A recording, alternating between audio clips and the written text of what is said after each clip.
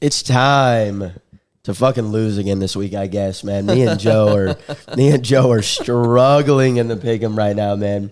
We are averaging through 10 weeks 2.2 points per week, which is just absolutely atrocious. We're below 500 for sure. We're not as bad as the Pats right now, but we're like the Falcons. We're losing some games we should not, and it's just bad. So the updated standings. From worst to first, it's an absolute Cinderella story. Lance is trouncing all of us right now. 30 points through 10 weeks, 3 points per week. That is a fantastic run in the pick'em. Jack, for the newbie, is doing pretty well. 26 points, pretty solid. And me and Joe are at the fucking bottom of the barrel at 22 apiece. With that being said, there are still 2 weeks left, and it is going to be a grudge match if I've ever seen one. Lance, give me the first game of the week. First game of the week, we're going to college football. It won't be a top 10 matchup, but it will be a ranked matchup. Utah at Arizona this weekend. Both teams, I think I said we're 7-3. Yeah, they're both 7-3. Both 7-3, yes. Utah's been a little disappointing this year. Arizona has really come onto the scene this year after Jaden Delora got hurt, their redshirt freshman quarterback. And I'm going to keep riding the Wildcat train. I took them last week to beat Duke, and they've been playing some good football. I'm going to take them to beat Utah at home. I don't like anything about that Utah offense, and home field advantage in college is pretty important. I'm taking Arizona. Well, home field advantage is important unless it's the University of Arizona. They don't have very many fans. I think Arizona's been on a roll. I really have been cheering for them and loving what they've been doing. They play hard, fight in every game, and even when they're close, they usually come out on top. But Utah has actually been playing some really good football. They kept it really close this past week with Washington. They blew out Arizona State 55-3 2 weeks ago. They've been playing good football. Bryson Barnes probably had his best game as a Ute so far against a solid Washington team. So I'm going to take the Utes to take down the Wildcats in Arizona. So Utah, in their last 5, have finally seemed to find their stride on offense. They put up 28 against a good Washington team. Really had Washington beat all the way until about the fourth quarter, and Washington just found a way to get it done. Put up 55 on Arizona State.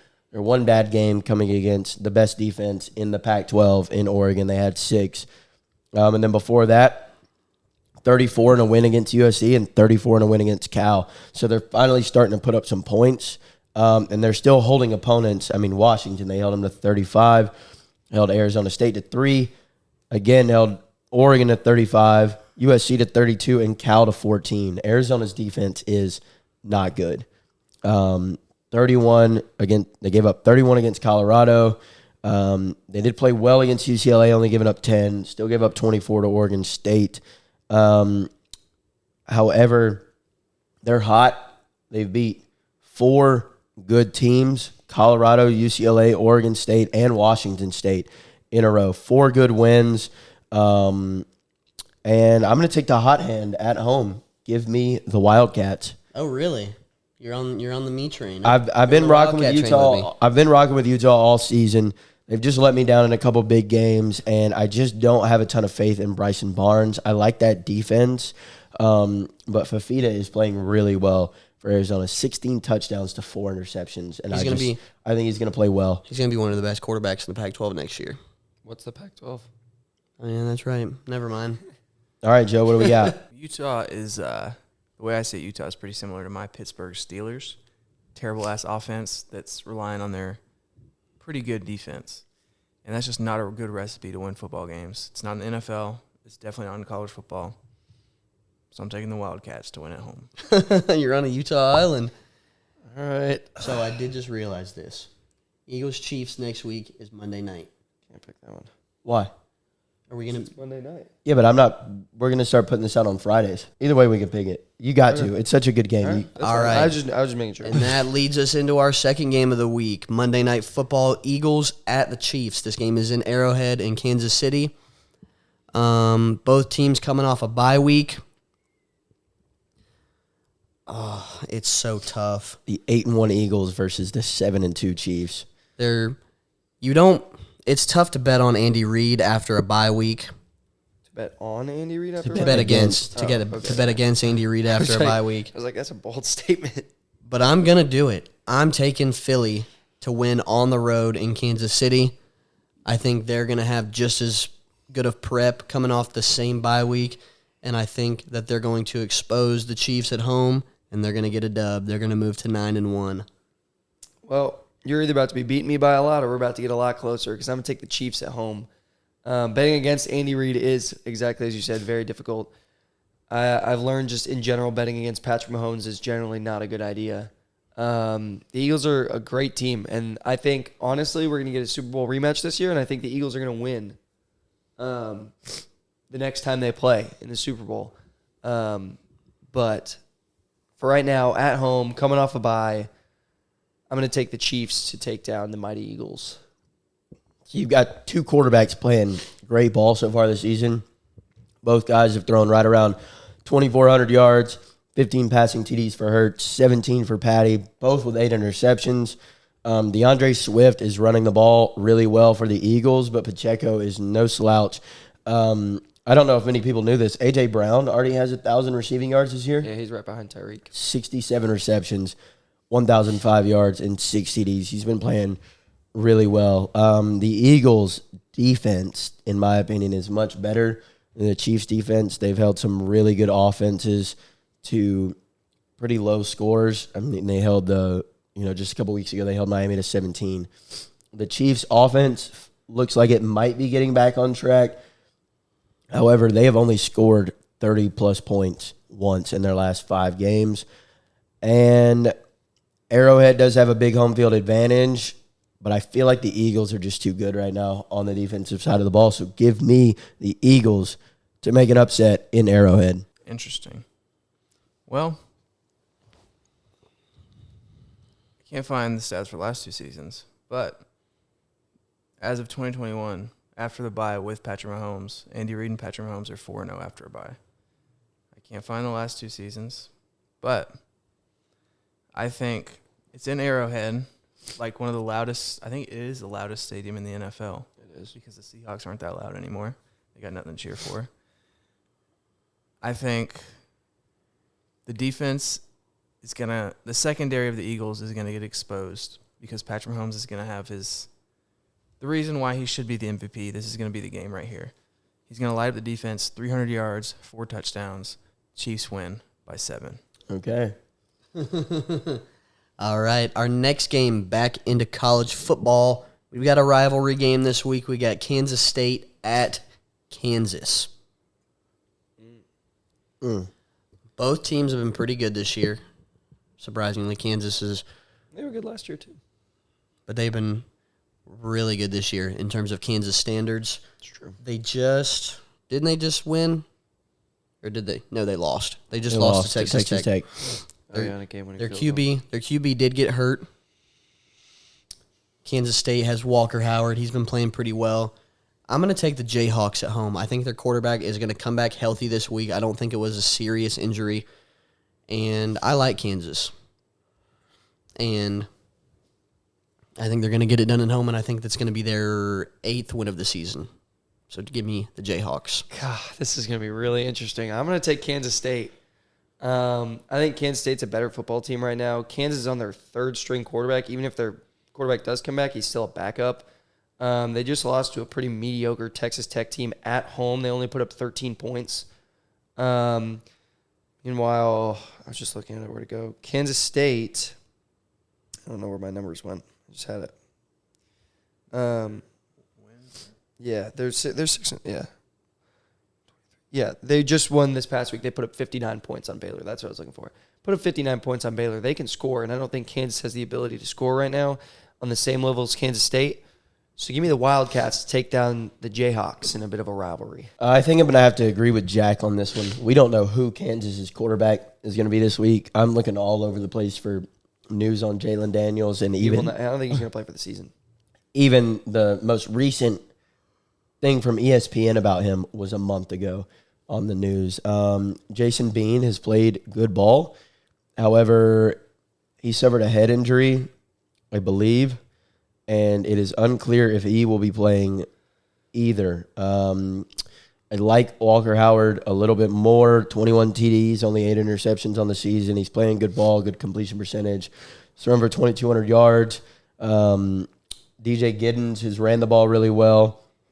And I don't think that I just don't think Kansas is going to be able to produce enough offense to get the win this week. Give me the Kansas State Wildcats. Oh, another Wildcat today. I didn't even know that's a terrible logo for Wildcats. Give me Kansas State on the road against the Jayhawks. It should have been the Kansas State Cougars. That sounds better.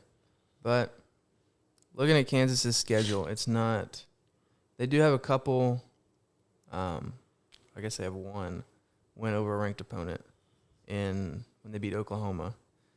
They got trounced by Texas, who Kansas State elegantly took to overtime and barely lost to. So I'm going with Kansas State. They got a pretty high-powered offense, and Kansas is they're a basketball school, not a football school. It's true. You guys know better than to put me on an island. So We'll see. We'll see how that works. all right, we're gonna stay in college football. We got another pretty interesting ACC matchup this week. North Carolina at Clemson. It is in Clemson. I think it is a 3:30 kick. It is. I want to take Clemson. I want to buy Clemson stock right now, but I'm not going to do it. I think Drake May is going to have a really good game on the road. I think Dabo is going to be eating a few of his words this weekend. I think North Carolina gets the win on the road. This is crazy. I'm going to take Clemson. Thank you, Jack. Talk nice to me. I'm going to take Clemson. I think that North Carolina has been struggling and scratching out wins the last couple weeks. They give up 45 to Duke with no Riley Leonard. I think their backup got hurt, too. They give up 46 to Georgia Tech 2 weeks ago. Yeah. Haynes King just threw 4 interceptions against Clemson. Clemson's coming off back-to-back solid wins. They beat Tech by 3 scores, and they knocked off number 15 Notre Dame. I believe that game was at Notre Dame. Oh, was it? No, it was in Clemson. Never mind. Clemson's playing well right now. Cade Klubnik's playing pretty good football. Death Valley is loud. It is raucous. It's a real home field advantage. Yeah, we're going against Lance again. Give me the Tigers. This one's tough, man. I have never bought the Drake May hype. I'm looking at his numbers. The kid is balling this year. I can't deny. Cade Klubnik is silently playing pretty good football, though. Almost 2,300 yards, 18 TDs, 7 interceptions. They've been on a roll as of late, 42 against Georgia Tech and 31 against Notre Dame. But North Carolina can put up some points. They have not in their last 5 games, their lowest score was 27. So I think they're going to put up some points. They haven't really played a defense, I don't think, as good as Clemson's, though. Clemson has held some pretty good teams as of late to pretty low scores. So give me the Tigers at home, man. Give me the Tigers at home. Give me the Tigers at home. Lance is about to distance the hell out of himself, Or he's actually going to make it kind of interesting. Interesting. Man, I don't know too much about ACC football. But You're Notre Dame There's not much to know. Notre Dame's not in the ACC. They play a pretty They do ACC, play schedule, I though. don't watch their games, bro. They suck ass. I can barely even watch the Steelers anymore. We suck, dude. You got some But- boring teams to watch. I'm going to listen to Dabo. I'm going to buy that Clemson stock. Give me the Tigers at home. Back-to-back. You guys know better Tar than to Heels. do that. I'm an island boy this season. Oh, is that what you want to be? You want to be one of the Island Boys? If it gets me the win, I might have to kick you out of here, man. 'Cause Didn't I they ain't into sleep that with shit. I am not into that shit, dog. You're going to have to get a new room somewhere. last game is the NBA. Mavericks Saturday night. Mavericks at the Bucks. Mavericks, crazy start to the season so far. They're 8-2. I don't know what the Bucks are. 5-4. They haven't had Lillard for the last 2 games. He's coming back tonight, I think. That game's on Saturday. I think Dame is going to play, and so I'm going to take the Bucks. It's 5 for 5. It's a home game for the Bucks, and the Mavericks got to lose at some point. They're not going to win every single game they play. So give me Milwaukee at home to take down the hot Mavericks. Going 5 for 5. Give me the Mavericks.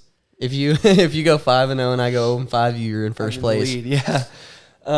Give me the Mavericks. Luka's playing out of this world. They've actually had some really good bench play. And they look like a team with Kyrie playing versus just like kind of like, here's a player, go score. They look solid. The Bucks have looked dysfunctional to start. The gelling process I thought was going to be a lot higher or a lot faster between Dame and Giannis. If Dame has, I think, the highest success rates in the last 5 years when running pick and rolls with his bigs, and I think they've run it like on 6% of possessions so far. You'd feel like they'd be utilizing that a lot more since Giannis is such a threat in the pick and roll system, and so is Dame.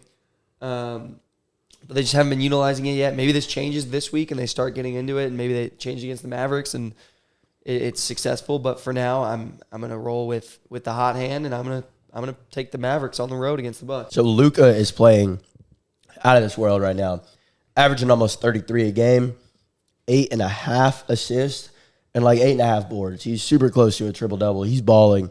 Kyrie's putting up 24. But they're getting some production out of some guys like Tim Hardaway Jr. that I do not see sustaining itself throughout the course of the season. Derrick Jones Jr. is playing pretty well for them so far, averaging like 11 points a game. I don't see that continuing. Chris Middleton for the Bucks has yet to get going this season. He's only averaging about 10 points a game, which I do not think will sustain. We haven't seen like a big Bobby Portis game yet, which it comes a couple times every year. Normally pisses me off because it's against the Hawks, but it will come. You're going to get some more production out of Brook Lopez, especially in the pick and roll. Giannis is playing great ball, 29 points a game, averaging almost 10 boards a game. And when Dame's on the floor, that's a good team. They've lost their last 2 games without Dame, of course. Dame's going to be back this week. And I'm going to take the Bucks at home against the Dallas Mavs. Interesting. Well, the Bucks are coming off of two pretty bad losses. When they lose Magic Pacers, right? Magic Pacers. Pacers are so fun to watch. They got whooped by the Magic. They got 15-point beat by the Magic. Bro. Magic are playing good ball, though. It's fucking bad, dude. So are the Pacers. The Bucks are supposed to be like a top 3 seed, though. Yeah, that's true. And they're going to get back on track when they beat the Hornets for the in-season tournament on Friday.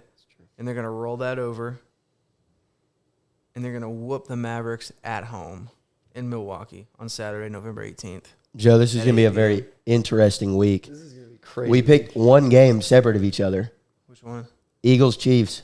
Oh, yeah. Everything else was the same. Everything else is the same. And we picked So we've got every game. one game different over here, me and Joe do. So Y'all just hope I we might fail. go buy an AJ Brown jersey before the Monday night game, dude. Like I'm gonna be an Eagles fucking fan. I'm gonna be throwing like rocks at the TV and shit, dude. I'm gonna be an Eagles fan as fuck.